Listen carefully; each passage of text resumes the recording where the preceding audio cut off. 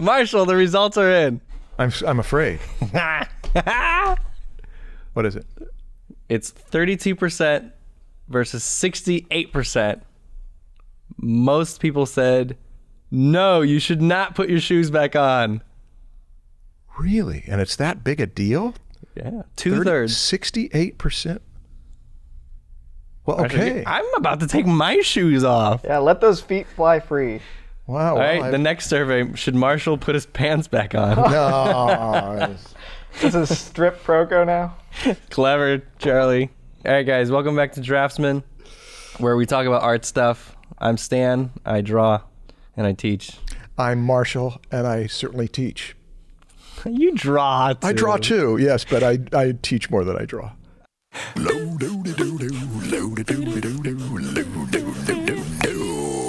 It's the Draftsman Show. Yeah. Hey, our intros have gotten less energetic. Have they? Yeah, you remember the one with the pop and the and all that stuff, and now we're just... That was a one-time deal. That messed up my brain for the rest of the episode. Yeah, it did, yeah. Well, okay, well, now we're easing into things. We're going to start casual and calm, and we'll get amped up because we care about these subjects. We care about this subject today. Yes. How to study anatomy. It's my thing. Yeah. All right, so... So... You want me to start? Sure, you start. Okay, so Proko.com/anatomy. No, I'm just kidding. No, let me start. Okay, you start. Proko.com/anatomy. I tell everybody the same thing. I've been teaching anatomy since 1987, and I tell people, if you want to learn anatomy, go to Proko because nobody did it better. So there, that's my pitch. Okay, now that we've gotten that out of the way, Okay. let's give some real That was advice. point one, yeah. Learn it at Proko. Yeah, we've been doing an anatomy course for 4 years now. It's very complete. Okay, so some of the main things from teaching anatomy online for 4 years and seeing thousands of students making mistakes and, you know, not mistake. What does that mean? Succeeding. Succeeding.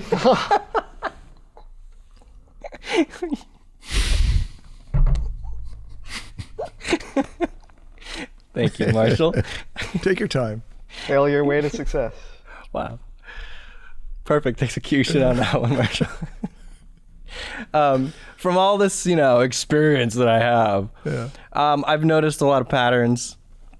The main thing that I see that holds people back is they start anatomy way too early in their studies. Mm-hmm.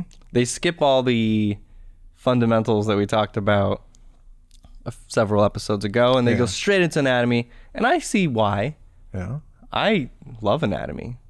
I wouldn't want to do all the other stuff. I'd want to just skip right to anatomy and do all the fun highlights, all the cherry on top.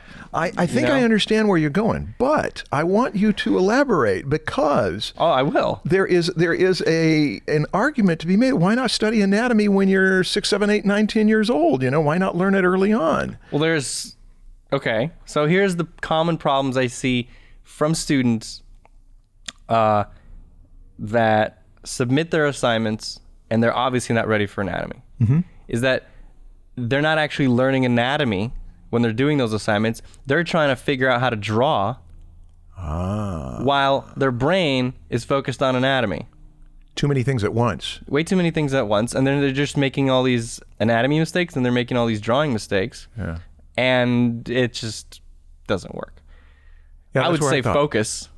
Focus on learning gesture, focus on learning structure. Those are the biggest things that people do wrong before they're ready to learn anatomy, is that their anatomy is stiff and they just draw contours. Just like they're just drawing shapes instead of thinking about form, thinking about the anatomy as thinking about the body as a three-dimensional thing that can be stretched and compressed, and that each muscle has a part on the skeleton that it attaches to, and when the bones move, the muscles will deform. Mm-hmm. They're just thinking about contours, and that just doesn't work. You can't think of muscles and forms as contours. So this is the pitch against your anatomy course, at least to start with. This is to say, look, do not start here. Yeah, anatomy is not a beginner topic.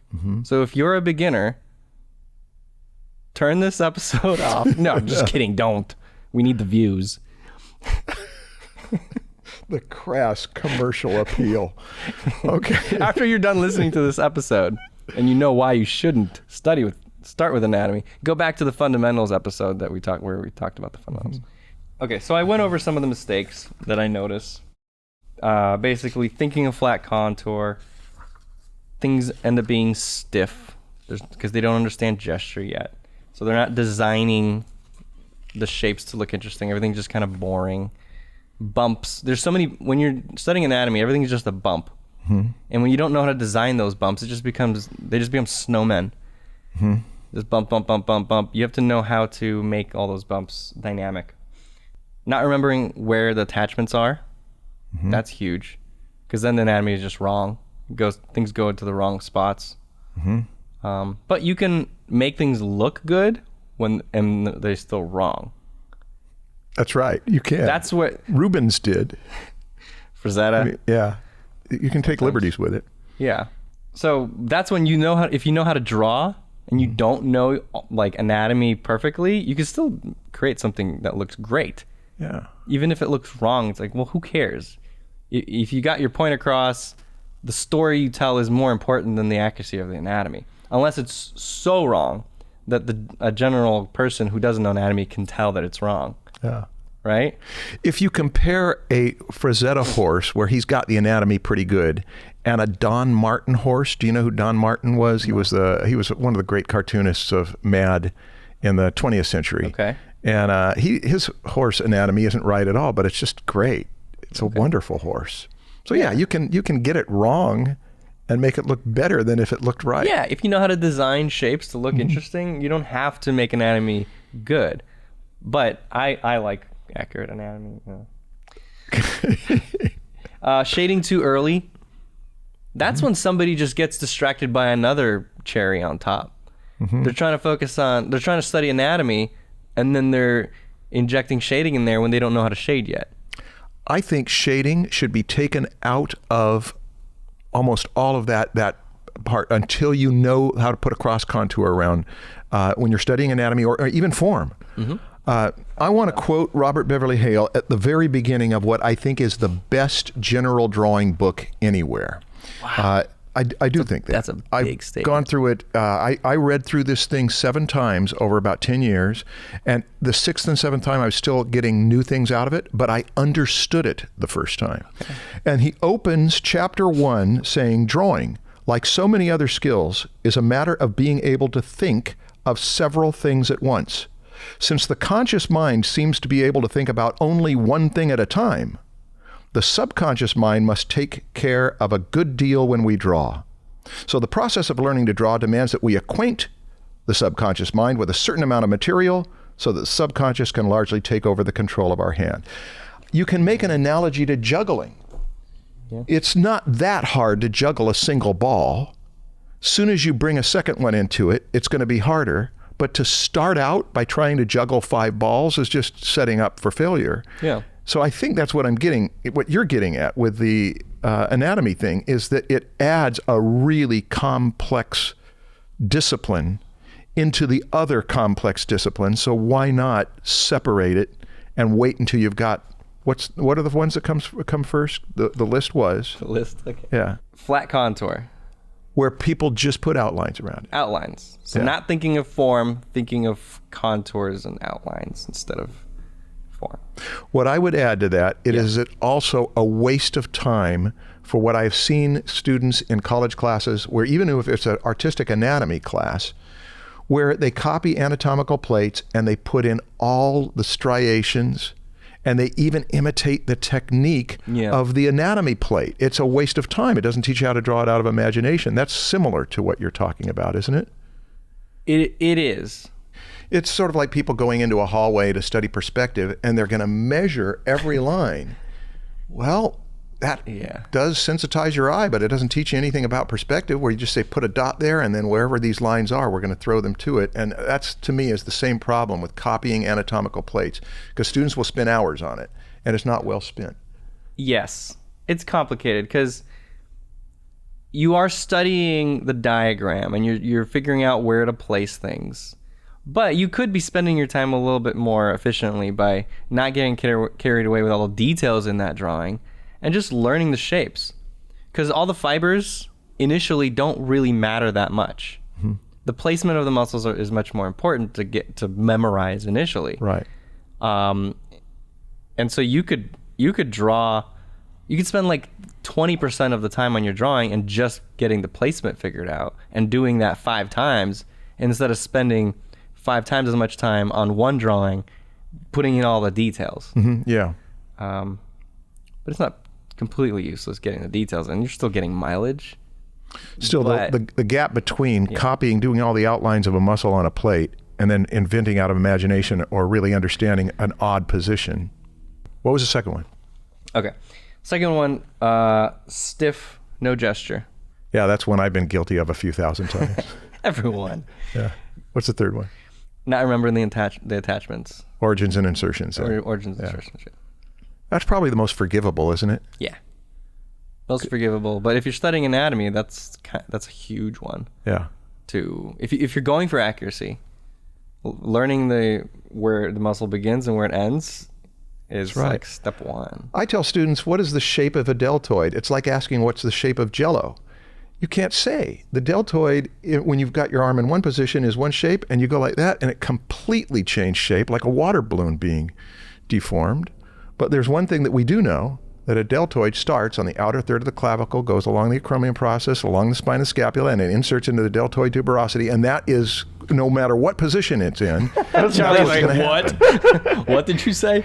Are those words? You made it seem like, well, there is one easy thing that we do know. And then you continue everyone knows a bunch of words that nobody knows. This is the first thing they teach you out of the crib. What? It doesn't take 10 minutes to kind of get that idea with a few slides where you're looking around. Yeah, the thing with anatomy is all these words, all the names are intimidating. Yeah. It could get people really scared. I have a friend who made up his own words, names for all the landmark points, and sometimes he would use these. I said, I remember saying, I sometimes call the acromion process the coracoid process. I never forget that. I said, how do you remember? He said, because I call this the chrome bumper. So I know it's the acromion process, the chrome bumper. And he said he'd done that for all of the different landmarks. Oh, so they're not just completely random names. They're random names that help him remember the real name. That's right. And you think the tibial tuberosity is the nose of the tibia. That makes it easier, right? Okay. So the person who does not know any of the names, Jim Lee claimed that he didn't know the names of the muscles. He said, I think that's a deltoid. But he didn't need to know the names. No. If he knows the forms and he's got them registered in that brain, he can draw them from any angle. So knowing the names is only a way to communicate and to at least, Robert Beverly Hale used to say that you can't draw something if you don't know that it exists. So naming it at least lets you know that it exists. Now we've got to figure out how it's shaped. Yeah. I wouldn't start by learning the names. I mean, another problem of the whole diagram study that you were mentioning is that a lot of people will focus on just like labeling things and trying to remember the names and then drawing the fibers. And that is also kind of a waste of time in the beginning. Mm-hmm. I do think that learning the names is beneficial. Sure. Not just for communicating with other people, but to have things organized in your mind. I think for one reason is that you know it exists. Robert Beverly Hale points out that I think it's the tensor of the fascia lata. Is nobody who hasn't studied anatomy doesn't even know what that is, but they all know what a nose is. But your nose is your tensor of your fascia lata is about 3 or 4 times as big as a nose, and people will leave it out because they don't know, they don't have a name for it. Well, I could see your nose. I can't see your tensor fascia lata. Well, if I was wearing a Speedo, you could. Your tensor fascia lata is showing. We're next. Going places. Yeah. The other one was shading too early. Mm-hmm. Do you have anything to say? And we already kind of talked about what I already said is that shading too early is one of the most common, what did you call it? Cherry? Eat the cherry? The cherry on top. Yeah. It's a detail. Go for dessert first. No. Dessert does taste better when you're hungry. There it is. That's my brother's philosophy. He eats dessert first. When he goes to parties, he starts with the dessert table, and then he goes to eat the regular food. Really? It's so... Yeah, I understand. It does taste better when Yeah. you're hungry. Yeah, and life is uncertain. Go ahead. Well, we're trying. That was the last one, right? No. Boring shapes, asymmetry. Oh, boring Not creating shapes. asymmetries. Yeah, boring shapes is another one that I've been guilty of over and over, and it's been pointed out. And asymmetry versus asymmetry means you're going to get more interesting shapes. Yes, asymmetry Symmetrical creates shapes, yeah. dynamic flowing Yeah. limbs, torsos. Yeah. So all of this gets solved with the way when you were exposed to Vilpu's teaching, even in high school, where he gives you that flow of lines first before Yeah. you start putting any volumes on there, and also putting simple volumes in there before you start worrying too much about Exactly. anatomical landmark points. Yeah. I mean, my figure drawing class, which I recommend people take before my anatomy class, basically just teaches them gesture and structure, which Yeah. is those two things. Right. Simple forms, mannequinizing on top of the rhythms. So that's the logical way to study it, is to start with a figure drawing course. Yes. That makes sense to me. The other thing that I wanted to talk about that I think is really important is the difference between learning anatomy inside out. Inside out versus outside in. Yes. I think the correct way to do it, and this might seem wrong, I'm eager to hear. just let me go through the whole thing. Okay. I think it's better to start outside in. Most people will say, well, no, you need to learn the bones. It's like, yes, but hold on. When you're learning gesture and structure, you're not starting in. You're starting from the outside. Structure of the surface forms, you're simplifying those first. So the arm as a whole, biceps, triceps, the brachiality, all of that together into a cylinder, starting from the outside, and you're learning to simplify that. You're kind of getting just like a rough picture of the body, very generic, no details. And you're learning how to use those simple forms to create dynamic poses and how to create flow. And then once you're ready, then you switch and you learn inside out. So when you're ready to start learning anatomy, you start with the bones. You don't start with the muscles. And then you slowly add layers on top. So you go bones. When you know the bones, you know where the muscles can attach to, because you know all the landmarks. You know how the bones move, and so you'll know how to deform the muscles to kind of attach to the landmarks. And then once you know the muscles and the fat, you'll know how to shade the surface, because you know what bumps are fat, what's a tendon, what's a muscle, what's a bone. Okay. Yeah. Okay, so you want me to argue with it? Yes. All right. Okay.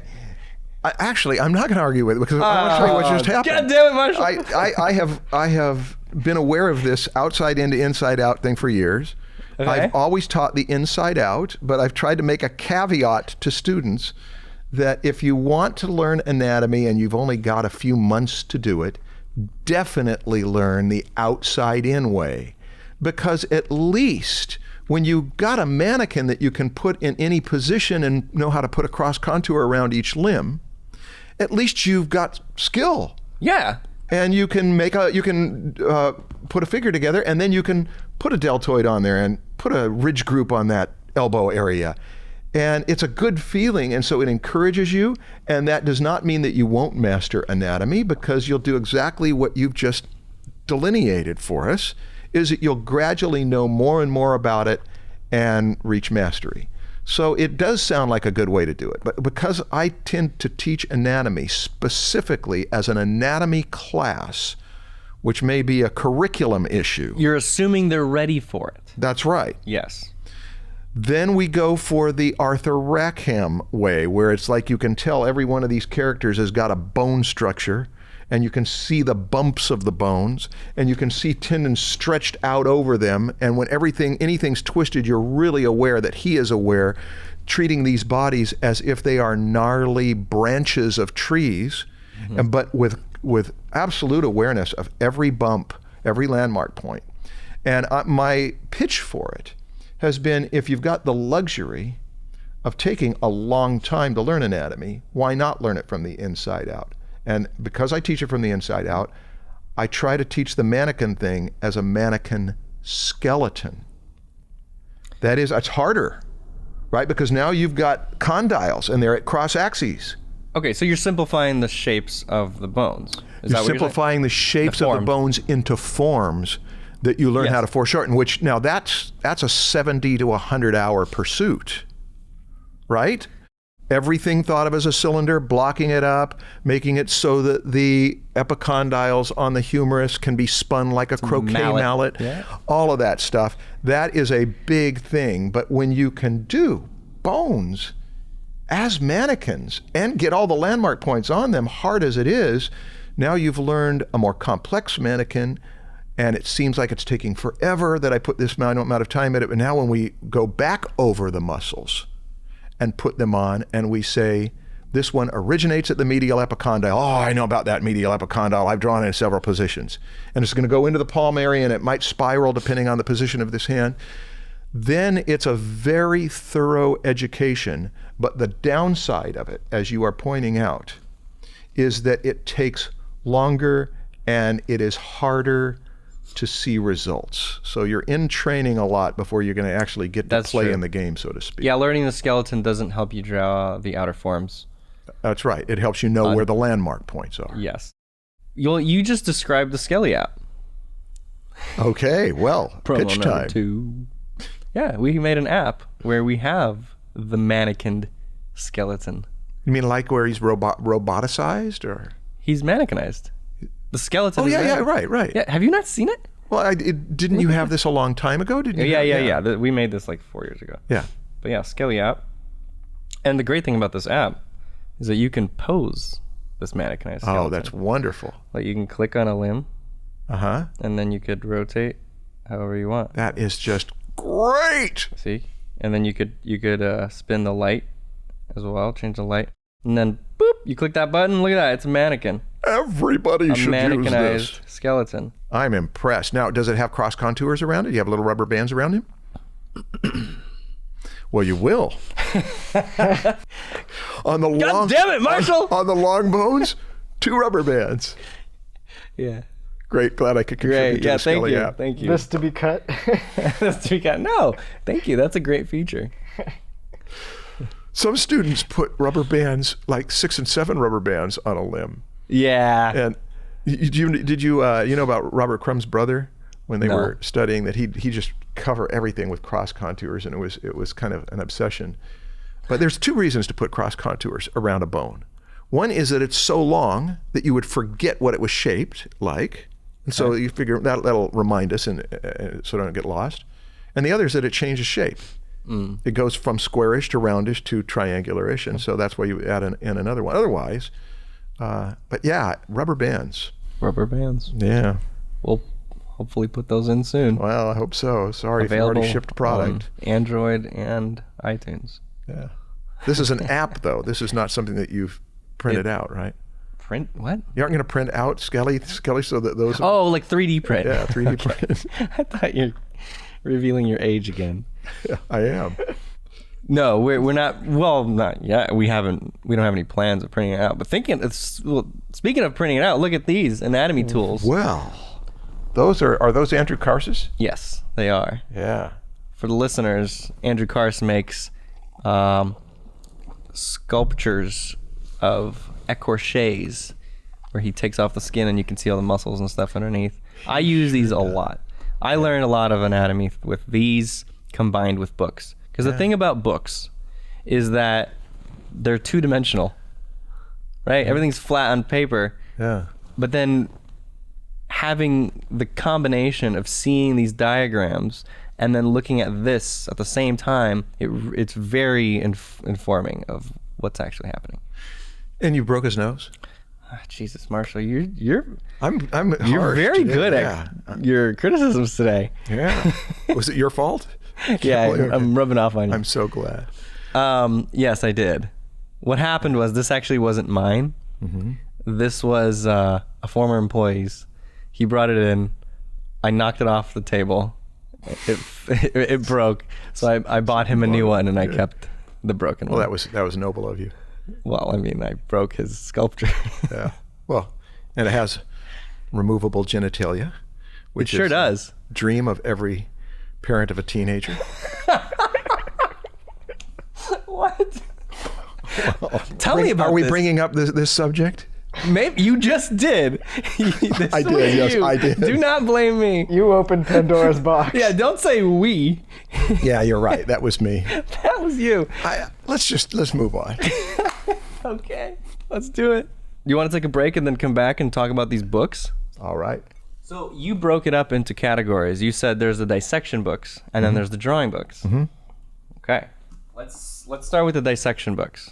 Okay. Those are the ones you go to when you need facts. Yes. Of like, okay, I don't understand this muscle. Like, what's going on here? And you got the two greatest ones right there. Ta-da! Okay, the two best dissection books.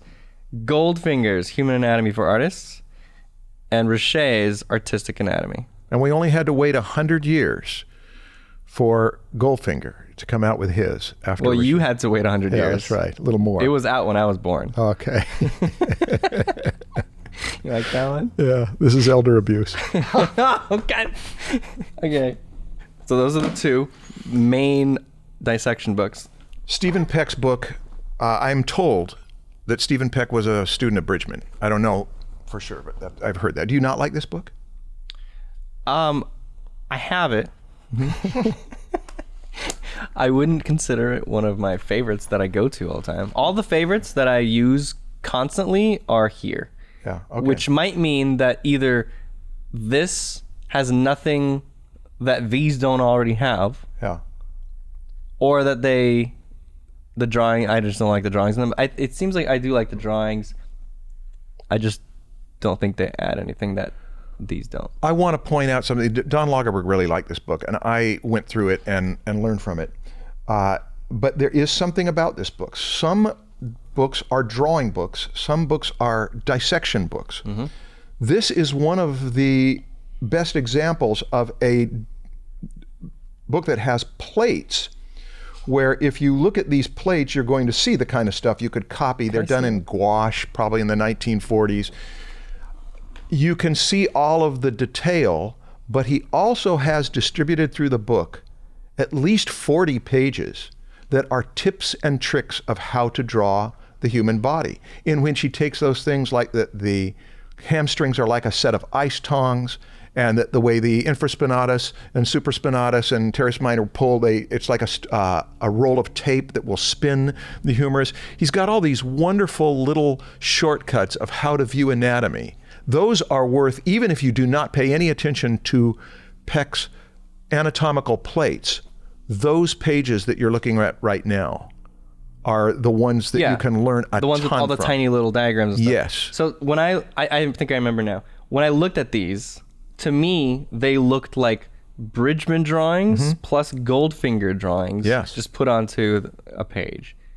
So that's why I think I didn't say you could learn a ton about how to draw anatomy if you would just pulled all of those pages out of the book and looked them over and worked from them. Some great little shortcuts in there. I do recommend that book. Even though it's not the best book, it's one of the best balances of the anatomy books. Another thing about Stephen Peck, I don't know anything about him personally, like I don't know anything about Jack Ham personally. But when you go through the book, you start to pick up a spirit that this person really cares about the students. This is someone who puts their energy into making it so that you're going to learn this and you're going to learn it well. That's one thing I liked about it. There was a tone to it. Okay, and then the drawing books, how can I not? How can you not? Bombus. Bombus. This is the English version, which I didn't know existed for a long time, and I had this German version, which very poorly named company on the bottom here. What is it? It's called English. So the German version, I guess, is printed by a company called English. Okay, yeah. So I bought this and I was like, oh, that's interesting. This isn't in English. Have you read the English version? Not entirely, but I feel like the drawings do more. So even if you do have, because I had the German version for many, many years before I got this English version. And so I studied more from the German version. Well, that was understand actually anything. that was to your advantage, actually. Yeah, the drawings do most of it. So you can have Yeah. the German version and you'll be fine. But yeah, there is an English version. It's slightly different. It has some things that the German version doesn't, and then the German version has drawings that the English version doesn't. That's So- because there were two versions. You know, there was a thin version that I have it. In fact, I'll send an image of it. And then they came out with the complete guide. They had one that was less, that was translated in English very badly. Okay. And they same with the animal anatomy. So there were these two volumes of his human and animal anatomy. They were the only ones available in the 90s. And then they came out with these ones that are almost all new drawings in the 2000s that are these thicker and complete guides, both animal and human. Oh, I don't have the animal one. Yeah. I should get that one. So this one I use mostly for form analysis. He's got very well simplified forms. The whole bucket thing that I did for the pelvis, that pretty much just came right out of Bomas. Yeah. So yeah, if you want simple forms, this guy. Yeah. Bridgman is kind of the Bomas on drugs. You mean it's bizarre in some ways? It's kind of like, it's not as organized. Oh, yeah. Like, it's chaos. It is. It's very difficult to understand his form simplifications, but they're genius, Yeah. right? Like, he's very good at simplifying the forms, but you have to know how to interpret his drawings. Right. And and as we've said before, more than once, Bridgman's stuff comes later typically. Yes. After you know anatomy. Yes, because you have to interpret it. You have to know the origins and insertions and the general forms of the muscles before you could correctly interpret his drawings. So, yeah, Bridgman. And then this one is not one for artists. This is for bodybuilders. And this is Strength Training Anatomy by Frederick. Oh, yeah, sorry. Frederick, how do you pronounce it? Frederick Delavier? Oh, I don't know how to pronounce it, but it's Delavier? Frederick Delavier. Delavier. It's the third edition of Strength Training Anatomy. But I love it because of the drawings in here. He has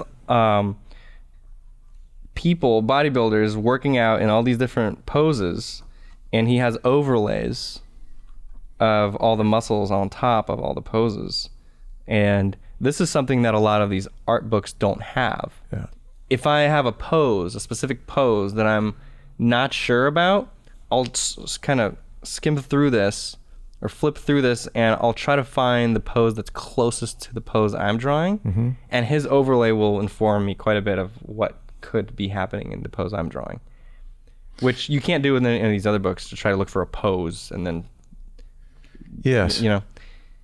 You were the one who pointed me to the merits of that. I had it, and I did not include it in my anatomy course because it was too much detail, and it was based on photographs. And I didn't dislike it, but I just felt like those two things excluded it, and you were so excited about it that I went back and revisited, and now I do introduce my students to it. Yeah. For exactly those reasons, is that you've got all these different poses and different positions.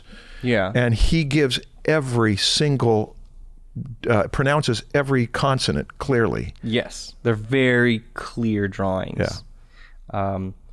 Yeah, this book has a specific purpose to me. I don't study anatomy from this. I use it as a reference for when I'm confused, and this helps me solve some problems. Yeah, and he put a ton into it. It was obviously a labor of passion. Struttura Uomo is another one. There's two versions. I don't know what they're called. In English? Yeah, they're Italian, right? Yes, they are yeah. Italian. The three Italian guys who did this, when I first saw them, I thought they're based on computer generation. I thought, no, those are 600-year-old Italian craft, and I was blown away by it. That to me is Bomas, but a little more detail. Well, yeah, amped up to real accountability too. Yes. Bomas has errors in there, and some things like where he makes the lower leg bone as long as the upper leg bone. You know, he's got some liberties that he's taken. These guys are doing it as if they are documenting for an alien culture every bone and muscle as engineering drawings. Yeah, but they're not using organic forms. They are simplifying it as if they're like architects. Yes. But just every bone and every muscle is simplified less. But this is the one on movement, Struttura Uomo in movimento, anatomical artistic manual. And the drawings in these things are incredible.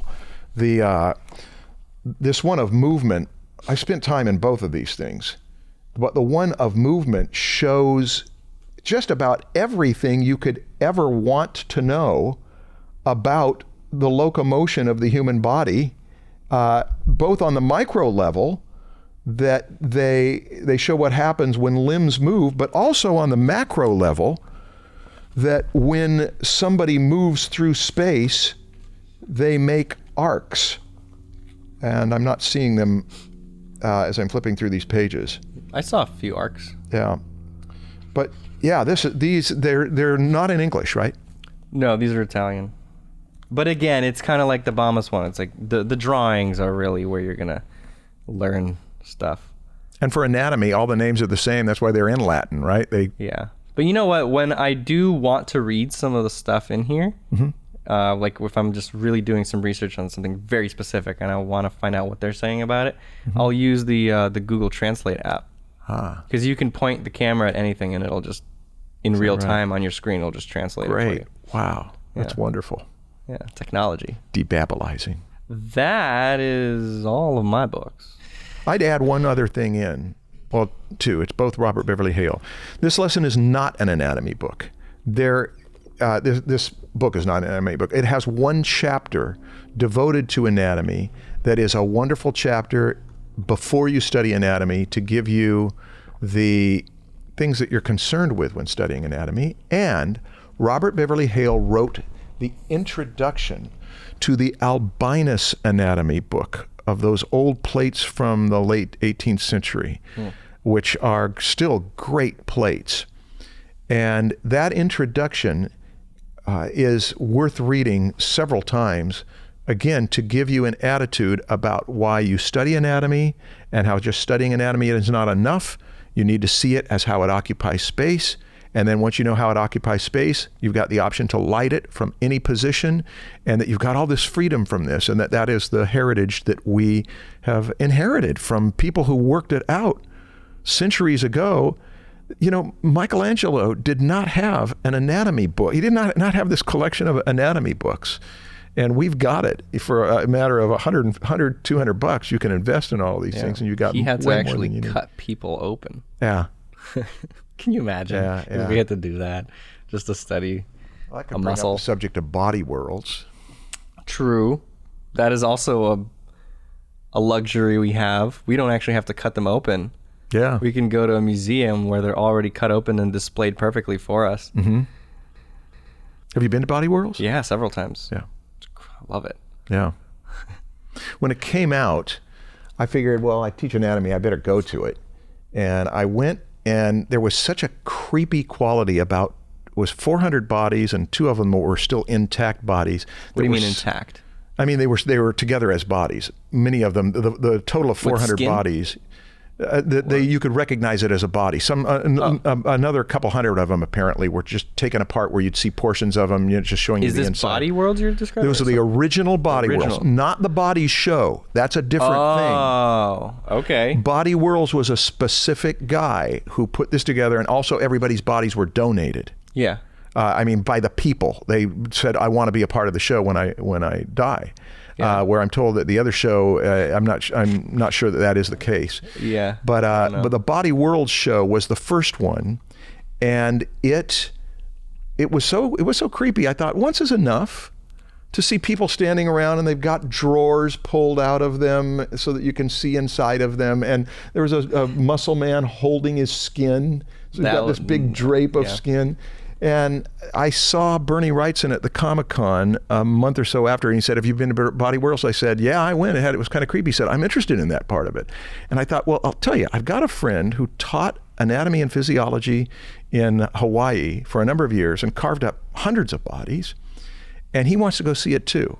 Mm-hmm. So the 3 of us went together, and we had an anatomy teacher who knew anatomy and physiology talk us through all of it. And I got so interested in it then that I went to see that first one 10 times. 10 times? Yeah, I even went on Christmas Day Eve. Instead of spending time with your kids. Well, Yeah, it was okay. He was out of town. You jerk. I know. But when you go to Body Whirls on Christmas, No one's there. There weren't that many people there. And it was there was something that was really reverent about it.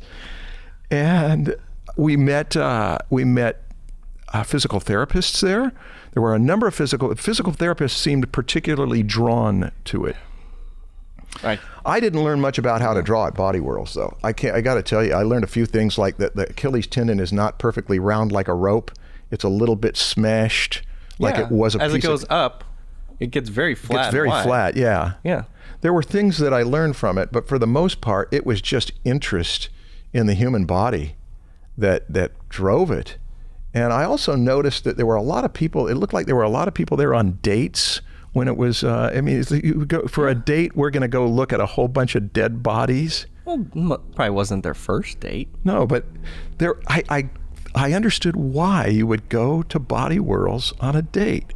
That when you look at all of these dead bodies and then you turn to each other, nobody ever looked more alive. It's the whole horror movie date idea. Well, maybe not. I don't know. I went with my wife. It was kind of just like a museum. Oh, okay. The thing is, when I went there, I didn't get the feeling of like, whoa, these are real people.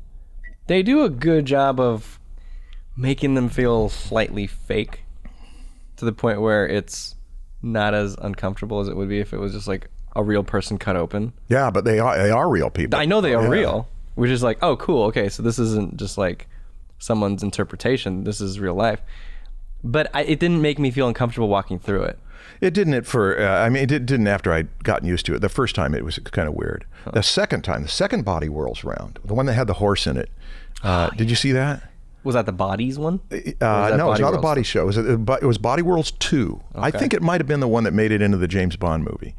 They had a family that had been killed in an automobile accident where the mom and the dad and the child, it was only their blood vessels, but their blood vessels, which tend to be really congregated around certain parts of the body, were enough to where they were distinguishable as people. Oh, and yeah. I walked around that thing and recognized this is a mom and a dad and a kid. And the reverence for life that it gave me, it was an emotional experience. It was very close to a religious experience to be in the presence of these people and to look at their vascular system and see how complex, how miraculous it is, how delicate it is, the vulnerability of the human condition. It was all encapsulated in this one bizarre but fascinating sculpture. You see, I didn't know the story behind these people. I don't want to know. Mm-hmm. Then I would get into this very emotional state like that, like knowing that this family got into a car accident and now they're in a museum. Mm-hmm. Okay, that takes it to another place. But that ended up being, to me, more the reason why I wanted to go. It's like I know anatomy now. Now I want to go and see what this thing is about. Okay. I went to just study anatomy. Well, we have moved. We have moved beyond teaching students about how to draw the human figure and understand the anatomy to reverence for life. Yeah. Now, Marshall, what's your thing could be the song, the Anatomical Skull? The Anatomical Skull song, which and then I could hold it up. Okay. What is your thing? You could just say that Anatomical Skull is selling well, and so that's your thing. Is it selling well? It is. Yeah, the Anatomical Skull is a success. The amount that we made for the initial sale, we sold out in 24 hours. So it was a success. And then I was like, crap, we need to contact the manufacturer. And then we started making more. I ordered a lot more. I wrote a song about the Anatomical Skull, which I started to sing at the beginning of that episode where it was your thing. Episode 6, I think. Episode 6. Yeah, you sang a song, and people in the comments were asking to hear the whole thing. So I did the whole thing. I carried through with the song and all the lyrics. You asked, and Marshall. Yeah, I delivered. Delivered. All right, here we go. Here we go. Anatomical Skull by Proko. Anatomical Skull by you. I am so glad to have an anatomical skull.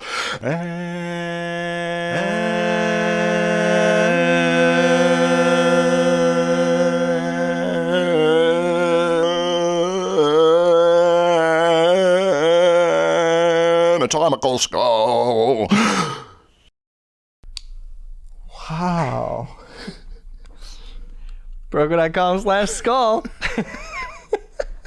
I think you've just sold a few more skulls. Yeah, I think so. It should be a hit now. Too bad you don't get a commission. Yeah, we'll talk. We'll talk. Did I get you that skull? You asked me for a free skull. Did I? Yeah, I got a free. That's what Oh, you did, I was okay. looking at the Anatomical Skull when I came up with those lyrics. Oh, you were. Okay, cool. That's good. Staring deeply into its eye sockets. Okay, guys, we are hungry, Yeah.